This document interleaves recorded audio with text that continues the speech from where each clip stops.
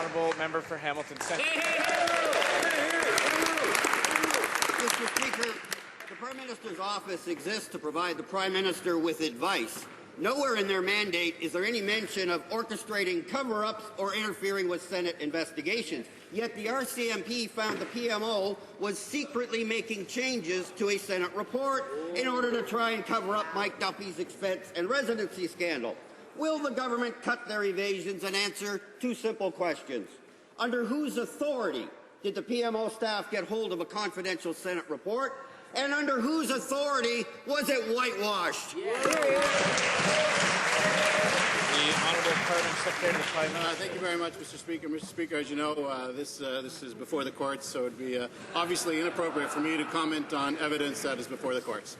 The Honourable member for Hamilton Centre. Well, Mr. Speaker, the fact is this matter is not before the courts, and quite frankly, Canadians deserve answers, not antics. Instead of honest responses to written questions, we get excuses and evasions from that member. So, to the Prime Minister's Parliamentary Secretary, how does the Prime Minister ensure that the people he appoints are actually eligible to fill their positions?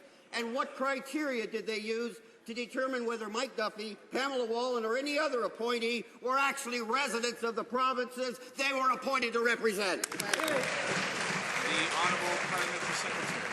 Thank you very much, Mr. Speaker. Mr. Speaker, I've answered that on a number of occasions. As you know, the constitutional practice on this has been clear for almost 150 years, Mr. Speaker. It's the same practice, Mr. Speaker, with other issues that come before us in this House. For instance, it's not appropriate to use House of Commons resources, taxpayers' resources, for partisan political purposes. We know, for instance, that the member of Gatineau used $24,498 against the rules of this House to fund an illegal partisan office in Montreal, and I hope that she'll do her best to repay those funds immediately. Thank you.